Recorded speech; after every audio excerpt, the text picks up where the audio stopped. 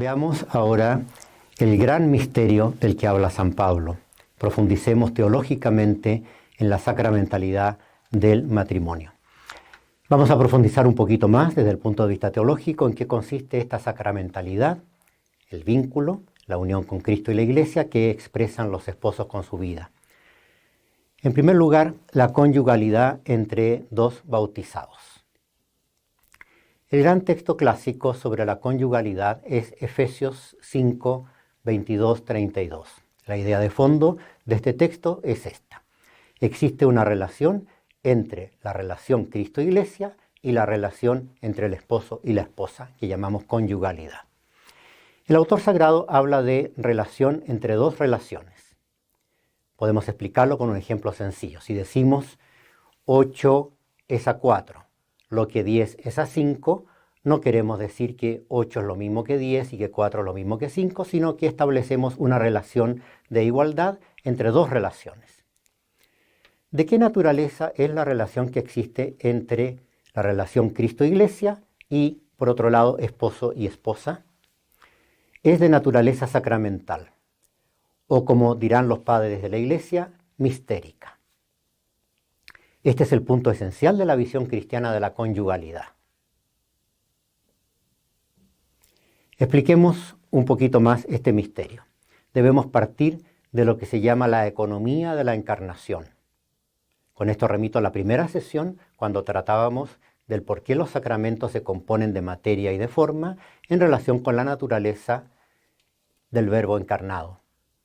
Con la expresión economía de la encarnación o ley de la encarnación se quiere describir el comportamiento de Dios con nosotros que se manifiesta de modo supremo y definitivo en Jesús, el Verbo hecho hombre. En virtud de este acontecimiento, Dios que asume nuestra naturaleza y condición humana, la divina persona del Verbo revela y realiza el designio de salvación a favor nuestro en su naturaleza humana. Dice la palabra de Dios con palabras humanas. Nos salva mediante un acto humano de libertad. La palabra humana dicha por Jesús es un gran misterio porque es el vehículo de la palabra misma del Padre y por tanto del pensamiento, del plan eterno del Padre para el hombre. El acto con que Jesús se entrega a sí mismo en la cruz es un gran misterio porque demuestra humanamente el amor divino hacia el hombre. Podemos decir brevemente, la economía de la encarnación consiste en la presencia operativa del Verbo dentro de una humanidad como la nuestra, con un cuerpo y un espíritu humano, en una vida humana. Este modo de comportarse del Verbo encarnado sigue siendo totalmente actual. Revela y realiza la redención del hombre sirviéndose de realidades también humanas. Esto es lo que llamamos un misterio o sacramento. Lo vemos con la máxima claridad en los 7 signos sagrados o sacramentos que estamos estudiando en este curso. En el acto de lavar el cuerpo, como sucede en el bautismo, el Redentor realiza la regeneración sobrenatural de la persona. Antes y después del bautismo, la persona es aparentemente la misma, pero se ha producido una transformación en su ser más íntimo. Ahora es cristiano. Ha sido recreado mediante la gracia bautismal. Algo similar pasa con la conyugalidad de los esposos. Decíamos que entre la relación Cristo-Iglesia por un lado y la relación esposo y esposa por otra parte, existe una relación sacramental.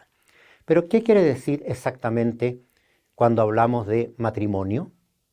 En todo sacramento podemos distinguir como 3 estratos. Tomemos por ejemplo la Eucaristía. Existe un primer estrato, el más sencillo, visible y constatable. Son las especies eucarísticas, el pan y el vino consagrados. Pero significan realmente, y ahí está, el cuerpo y la sangre de Cristo. Son solo aparentemente pan y vino, pero en realidad son ya el cuerpo y la sangre de Cristo. Este sería el segundo estrato, el cuerpo y la sangre de Cristo.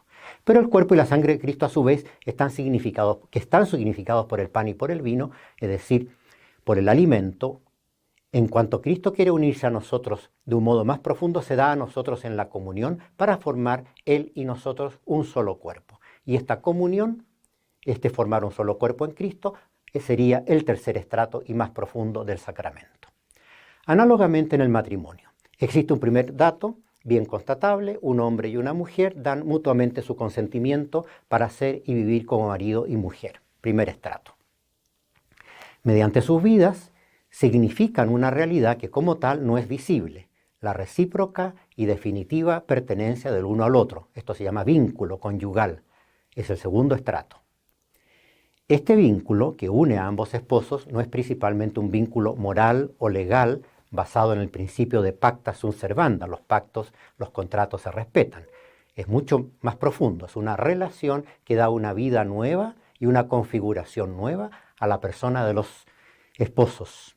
Este sería el segundo estrato, el vínculo que los une. Pero el vínculo conyugal, por su misma naturaleza sacramental, exige realizarse en la caridad conyugal, que produce la perfecta realización del marido y de la mujer, el amor mutuo que se tiene en toda la vida, y este es el tercer estrato.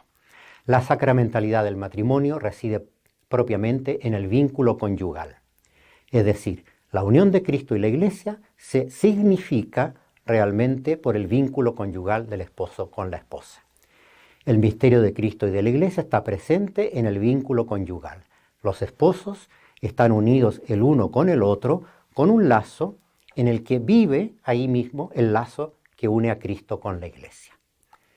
Sin embargo, y este asunto es de mucha importancia, los dos esposos son solamente ministros del sacramento. ¿Qué significa esto? Que el vínculo conyugal lo produce el ministro principal, que es Cristo. Cristo mismo produce el vínculo conyugal. Los dos esposos consienten en que Cristo les vincule de modo sacramental. Es Cristo quien los ha casado, quien los ha vinculado el uno al otro. Por eso decimos, lo que Dios ha unido, no lo separe el hombre. Por eso ninguna autoridad, incluida la del Papa, puede romper un vínculo conyugal cuando ha alcanzado su perfección sacramental. Otro tema importante es entender si cualquier tipo de relación afectiva puede transformarse en un sacramento. Tenemos hoy el problema de llamar familia, entre comillas, a cualquier tipo de relación afectiva entre un hombre y una mujer o entre personas de un mismo sexo y querer equipararlo a una unión propiamente matrimonial. Después de esta reflexión sobre la conyugalidad a la luz de la fe, no podemos dejar de plantearnos una pregunta que no es retórico calificar de dramática. Partamos de la constatación de un hecho. El matrimonio es el único sacramento que coincide con una realidad creada ya. Es el mismo matrimonio natural el que es transfigurado en sacramento. De ahí deriva lo que la jurisprudencia de los tribunales eclesiásticos ha pensado y practicado siempre. No existe verdadero sacramento si faltan sustancialmente los elementos constitutivos de un matrimonio natural. La libertad de consentimiento, por ejemplo. Y ahora nos planteamos esta pregunta. La conyugalidad, ¿cómo se piensa, cómo se constituye y cómo se vive hoy? ¿Tiene una base tal como para poder ser transfigurada sacramentalmente? Expliquémoslo con un ejemplo. Para que se pueda celebrar la Eucaristía es necesario que haya vino. Pero, ¿y si el vino se ha avinagrado? La celebración de la Eucaristía ya no sería posible. La pregunta es, ¿existe todavía en nuestra sociedad el vino de la conyugalidad natural para poder celebrar el sacramento de la conyugalidad? Nunca antes la Iglesia había tenido que responder a tal desafío. Terminemos con una indicación.